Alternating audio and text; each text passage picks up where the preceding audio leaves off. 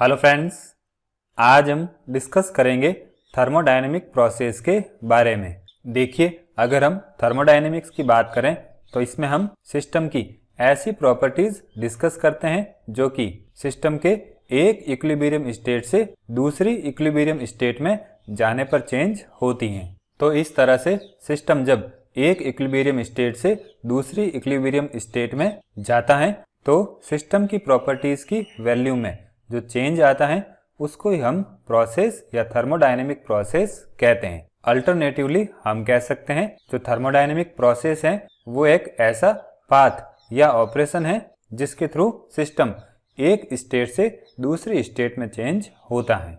अब एक सिस्टम कई सारे तरीकों से एक इक्विलिब्रियम स्टेट से दूसरी इक्विलिब्रियम स्टेट में चेंज हो सकता है। अब देखिए, अगर हम किसी सिस्टम की बात करें और उसका इनिशियल टेम्परेचर 25 डिग्री सेल्सियस है और उसका टेम्परेचर राइज होके 30 डिग्री सेल्सियस हो जाता है तो उस सिस्टम की ये हो जाएगी इनिशियल स्टेट और ये हो जाएगी फाइनल स्टेट। तो यहाँ पर सिस्टम की प्रॉपर्टी जो कि टेम्परेचर है वो चेंज हो रही है। तो इस तरह से सिस्टम की प्रॉपर्टीज की वैल्यू में जो चेंजेस आते हैं उसी को हम प्रोसेस कहते हैं। अब बात करते हैं थर्मोडायनेमिक प्रोसेस की टाइप्स की। इसमें पहला पॉइंट हो जाएगा एडियाबैटिक प्रोसेस। तो देखिए, जब कोई भी प्रोसेस ऐसी कंडीशंस में होता है जिसमें सिस्टम और सराउंडिंग्स के बीच में हीट एक्सचेंज नहीं होती है तो उस केस में हम उस प्रोसेस को एडियाबैटिक प्रोसेस कहते हैं। अब देखिए, अगर प्रोसेस एक्सोथर्मिक होता है तो उस केस में सिस्टम से जो हीट रिलीज होगी वो सिस्टम में ही रहती है, मीन्स सराउंडिंग्स को ट्रांसफर नहीं हो सकती। तो इस केस में सिस्टम का टेम्परेचर राइज हो जाएगा।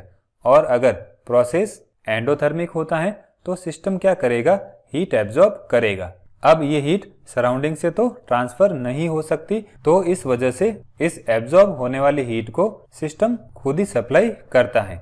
तो इस केस में सिस्टम का टेम्परेचर डिक्रीज हो जाता है। अब एडियाबैटिक प्रोसेस का एग्जाम्पल हो जाएगा इंटरनल कंबस्टन इंजन।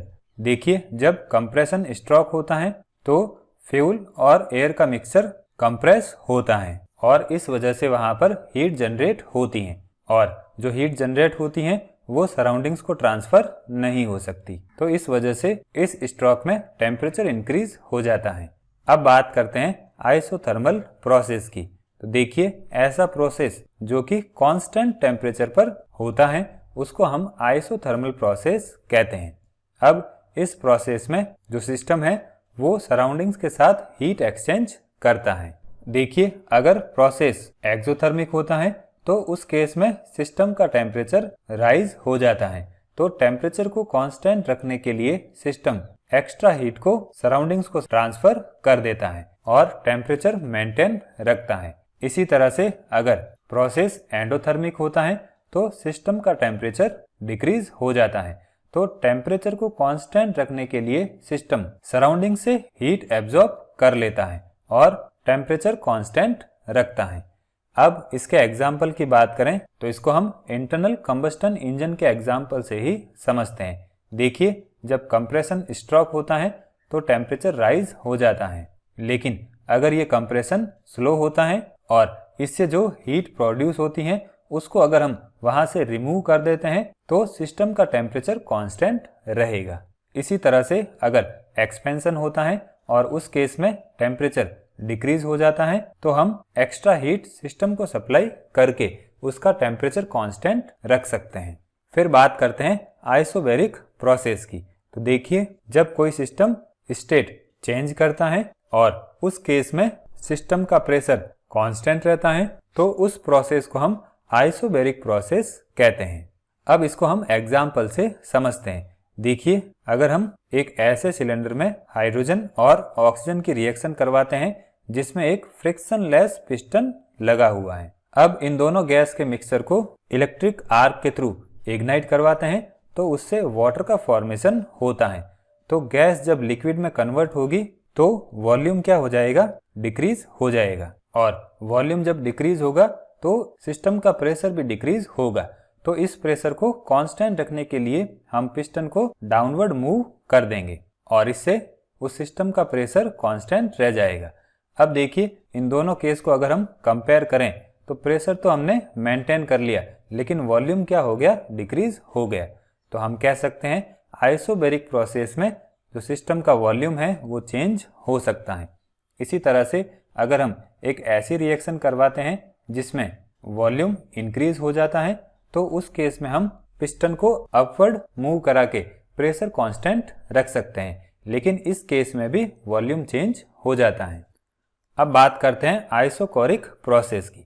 तो देखिए जब सिस्टम एक स्टेट से दूसरी स्टेट में आता है और उस केस में सिस्टम का वॉल्यूम कांस्टेंट रहता है तो उस प्रोसेस को हम आइसोकोरिक प्रोसेस कहते हैं। अब इसको हम एग्जाम्पल से समझते हैं। देखिए अगर हम एक सिलेंडर में H2 और O2 की रिएक्शन करवाते हैं जिसमें एक फ्रिक्शन लेस पिस्टन लगा हुआ है। अब इस गैस के मिक्सचर को इग्नाइट करते हैं तो इसकी रिएक्शन से वाटर बनता है। अब जैसे ही वाटर का फॉर्मेशन होगा तो ये गैस लिक्विड में कन्वर्ट होगी, तो इससे वॉल्यूम कम होगा। लेकिन अगर हम इस पिस्टन को मूव नहीं करते हैं तो यहाँ पर इस सिलेंडर में जो वॉल्यूम दिख रहा है वो तो सेम रहेगा, लेकिन क्या होगा, प्रेशर डिक्रीज हो जाएगा। इसी तरह से अगर एक ऐसी रिएक्शन करवाते हैं जिसमें एक्सपेंशन होता है और हम पिस्टन को अपवर्ड मूव नहीं कराते हैं तो उस केस में वॉल्यूम तो सेम रहेगा,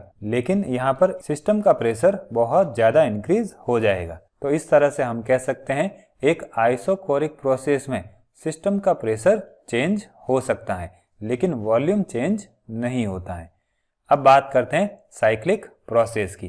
तो देखिए इस प्रोसेस में सिस्टम स्टेट चेंज की एक सीरीज शो करता है और इसमें जो सिस्टम की फाइनल स्टेट है वो इनिशियल स्टेट के साथ आइडेंटिकल हो जाती हैं। तो इस तरह के प्रोसेस को हम साइक्लिक प्रोसेस कहते हैं। इसका एग्जाम्पल हो जाएगा कार्नोट साइकिल। देखिए इस साइकिल में सिस्टम जो है एक साइकिल के थ्रू अपनी इनिशियल स्टेट में आ जाता है। अब इसको एक और एग्जाम्पल से समझते हैं। देखिए अगर हम आइस को हीट करते हैं तो ये वाटर में कन्वर्ट हो जाता है। अगर वाटर को हीट करते हैं तो इससे वाटर वेपर ऑब्टेन होती हैं। अगर वेपर्स को वापस कूल करते हैं तो वाटर ऑब्टेन होता है और वाटर को और ज़्यादा कूल करते हैं तो ये आइस में कन्वर्ट हो जाता है। तो हमने आइस से स्टार्ट किया था और वापस हम आइस तक आ गए। तो इस तरह से इनिशियल स्टेट और फाइनल स्टेट सेम जब हो जाती हैं तो उस प्रोसेस को हम साइक्लिक प्रोसेस कहते हैं। अब इस प्रोसेस की बात करें तो इसमें जो सिस्टम की इंटरनल एनर्जी है उसमें कोई भी चेंज नहीं आता है। देखिए आइस से जब हम वेपर तक जाते हैं तो इंटरनल एनर्जी इंक्रीज होती है, लेकिन अगर हम वेपर से वापस आइस की तरफ जाते हैं तो इंटरनल एनर्जी डिक्रीज हो जाती है। तो इस तरह से एक साइक्लिक प्रोसेस में सिस्टम की एनर्जी में कोई भी चेंज नहीं आता है। अब देखिए जो साइक्लिक प्रोसेस है वो अगर कांस्टेंट टेम्परेचर पर होता है तो उसको हम आइसोथर्मल साइकिल कहते हैं, और अगर साइक्लिक प्रोसेस में होने वाले चेंजेस रिवर्सिबल होते हैं तो उस केस में हम उस साइकिल को रिवर्सिबल साइकिल कहते हैं।